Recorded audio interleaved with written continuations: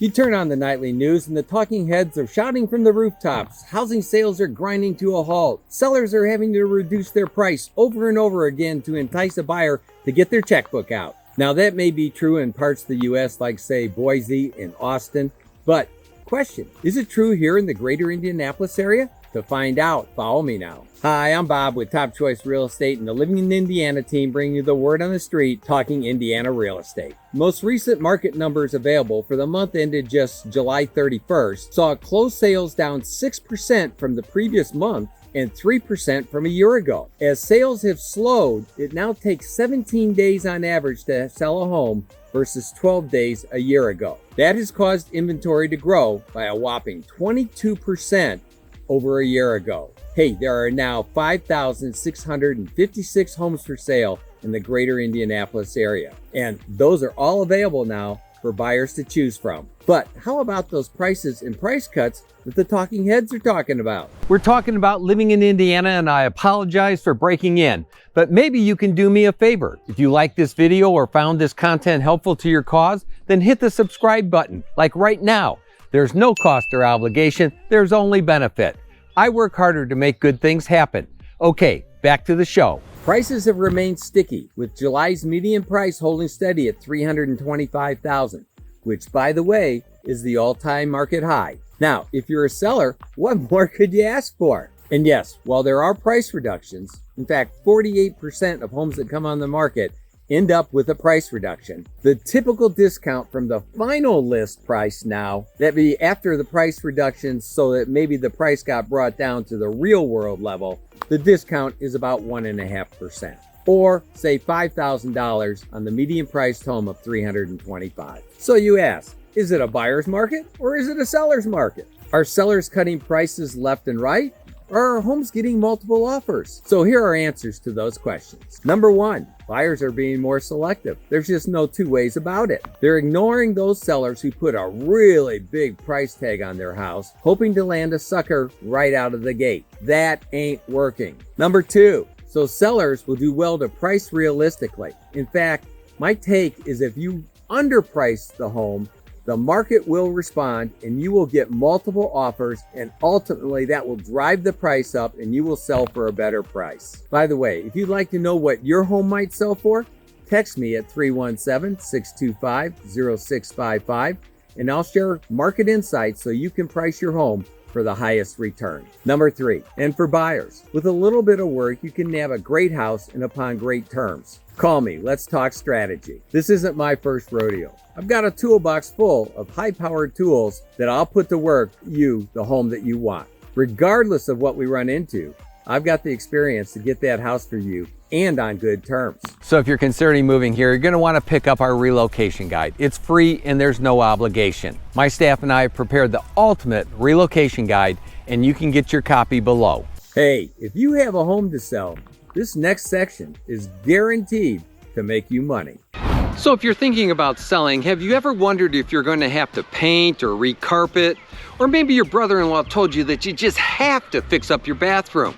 Hey, follow me. I'm going to arm you with some knowledge so you can make the best decisions that will make you the most money. And I'll share secrets on how I sold my last 5 homes in a grand total of less than 30 days. Number one, you are now in the business of selling real estate. This is no longer about your house. It's time to focus on making it someone else's house. If you're going to get emotionally attached to a house, do it with the new home that you're about to buy. Number two, we use professional photography, which means to you, people will put eyeballs on your property.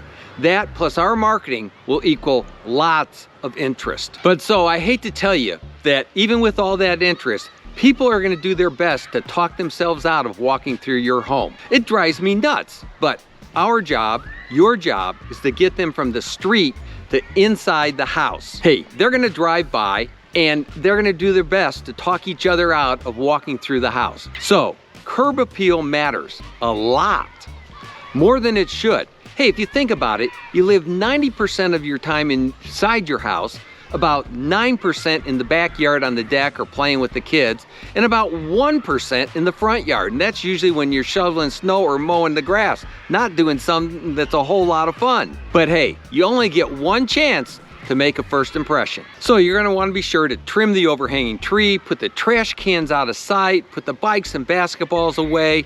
Hey, and bring some color. Flower baskets in the summertime, maybe some mums in the fall. You got Christmas or Halloween, 4th of July, you got big bright flags. Put some color between the street and your house. Number 3, say you do manage to get them to the front porch. There they are. The realtor's fumbling with the lockbox, trying to get the key out.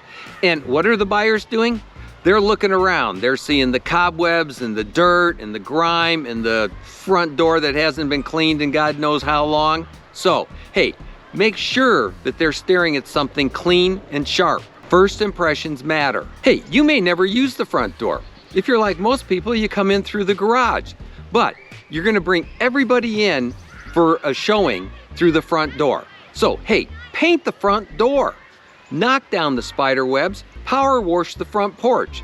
If you don't have the equipment or don't wanna do it, I know a guy. Number 4, once they're inside the front door, the priority begins in the front hallway, and it works back from there. First impressions again.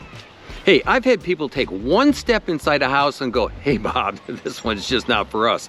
We're out of here. Hey, so the least important things to get done are the basement, the kid's bedroom, the garage. You can have all the boxes in the world in the garage and it doesn't matter. The side of the house, don't worry about power washing that. That's like the last thing that you do. What matters is everything as you move back through the house. That's what's most important. So concentrate your efforts beginning there. Number 5, there's a saying, and it's god-awful true. Kitchens and baths sell houses. Now, the price point may play a role in what you do. A few years back, I was doing a listing presentation with somebody, and it was a pretty nice house. I mean, it was kind of unique, but it was pressing a mill. And the guy just refused to consider putting granite countertops in. He said, well, the people they'll want to choose their own. Sorry, people looking at $1 million home do not want to look at Formica countertops. So consider what price point you're at and then do the things that need to be done to sell it to somebody shopping at that price point. You want to motivate them. It's not about you, it's about them. Make it attractive to them. Make them get their checkbook out. So you may want to consider, do the appliances match? Are they all working? Do all the burners work? Or is it obvious that there's something wrong with that kitchen range?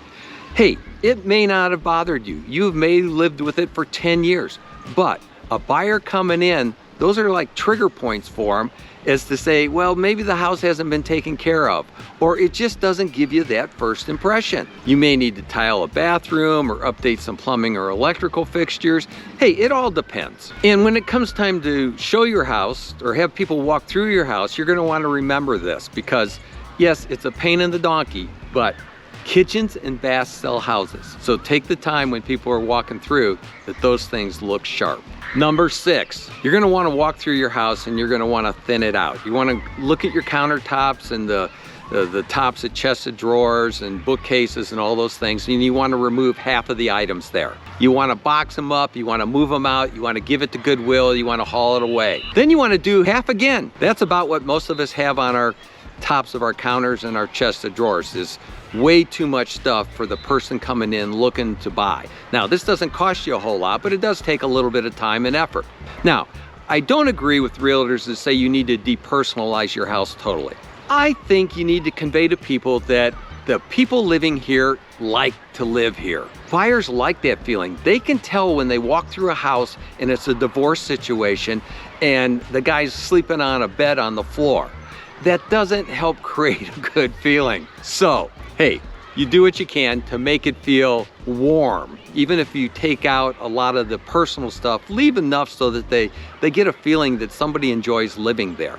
Hey, people even like seeing those notes on the kitchen table or on a chalkboard that say, 10 things we love about living here. That's something you might want to think about. Number 7, people ask me, should we get a pre-listing inspection? That way we could repair everything in advance. And I go, no. Hey, here's what inspectors do. They come into your place and they write for 3 hours. That's how they justify their fee. They're there for 3 hours. If you get a pre-listing inspection done and you repair 30 items, when the buyer's inspector comes in, he's gonna write for 3 hours.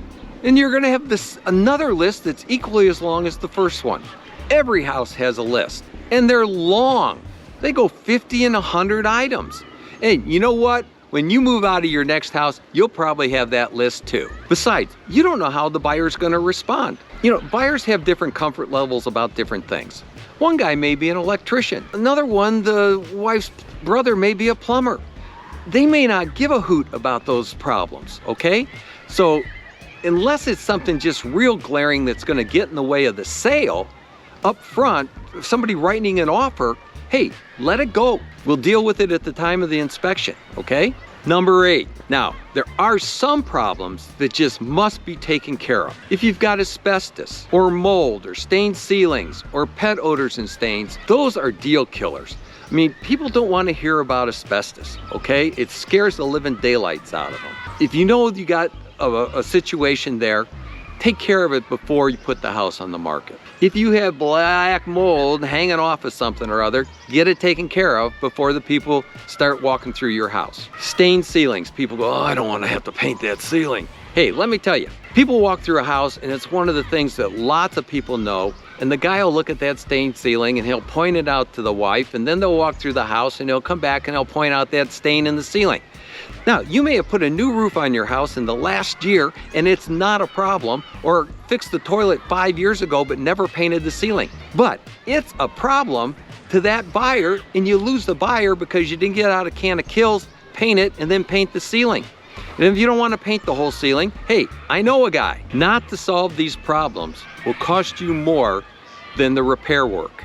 Number 9, carpets. Hey, if they're dirty, clean them. If they have wrinkles in them, get them stretched. If they're just beyond use, replace them. And I know a guy for any of those jobs, or for laminate or hardwoods as well. And your price point may dictate just what you need to do or want to do or have to do, okay? But again, first impressions. Number 10, paint hides a lot of blemishes. And this is especially true if you have a vacant house, because when you move all your furniture away from the wall and take the paintings off the wall, there's gonna be these marks. And so the paint needs to be touched up, or the room needs to be repainted. It's a cheap fix, and it goes a long way to getting your house sold. And not just sold, but sold for the most money. Number 11, hey, you do whatever it takes to get the house ready to sell, and you got all life going on, and the kids have got ball games, and all of these things, and you're tired. But guess what? The house needs to be clean. And I mean really cleaned. It needs to kind of shine. So hey, clean it or have it cleaned, and yeah, I know a guy. Okay, number 12, almost done. Remove the screens if you can. It will make the amount of light coming into your house that much greater, which people love, okay? If you live with your curtains closed, open them. Again, you're in the business of selling this property. It's not about you anymore, it's about the potential buyer getting their checkbook out. So, hey, have the windows washed. Brighten the place up. Clean windows just shine, okay? And hey, I know a guy. Number 13, let's talk about staging. It's not something that a lot of people consider, but hey, cold vacant houses do not sell very well. And this may be a price point thing, but I've used staging everywhere from about, I don't know, $250,000 on up. So, that's not like major price point in today's market. Staging, professional staging, can really make a difference in getting the most money for a house, selling it in the quickest time, and with the least hassle. Every time I sell my own house, I put myself through this exact same exercise. I'm convinced it's why I've sold my last 5 houses on average in less than 6 days. And no, I didn't give them away, rest assured. Hey, on the first one over in Glendale, I'd been working on the house and I'd gotten it all fixed up, and it was late on a Saturday afternoon, and I loaded up all my tools, and I had a pickup truck was just loaded with stuff, and I'm pulling out of the driveway, and the last thing I do is I stop and I get out and I put the for sale sign in the front of the house and an open house sign. And this truck comes pulling up, and the guy jumps out and he says, he's like dialing the phone, and he says, hey, can my wife and I look at your house? And I'm like, man, I'm beat, I'm going home. And he says, no, my wife's gonna want this house. Sure thing.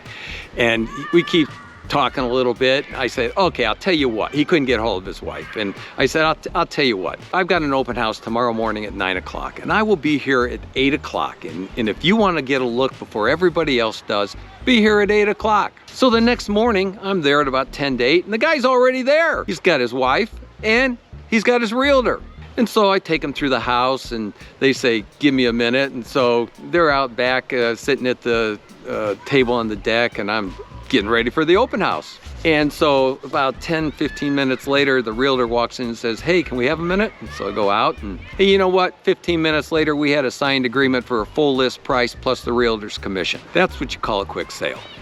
So, hey, I pulled the open house sign and I went home. The second house, hey, I sold that one at the end of the first day. The third house was up in the mountains in Colorado, and that one was an outlier. It took all of 3 weeks to sell. Number 4, I sold on the Monday following the first weekend. And the 5th one, I sold on Tuesday after the first weekend. Hey, I hope you found this helpful and that it will help you sell your house in 6 days or less. Hey, we offer a free room-by-room analysis. I'll walk through the house with you. We can share ideas back and forth. It's free, there's no cost, there's no obligation, and I guarantee you, I'll help you make money and I'll help you save money by not doing things that you don't need to. Hey, to schedule a time, call or text me. Make it a great day now. As I said before, this is not my first rodeo. Over the years, I've worn almost every hat there is to wear in the real estate sector, which means to you, I can help ensure the likelihood of you having a very successful experience when you buy or sell your next home. Okay, enough said. Remember, I work harder to make good things happen. You make it a great day now. If you're considering relocating to the greater Indianapolis area or moving anywhere within central Indiana, be sure to tune in every week to learn all there is to know about real estate and living in Indiana. Whether you're buying or selling, please keep in mind, I work harder to make good things happen. Hey, make it a great day now. And if you found this video helpful, be sure to watch this next clip right now.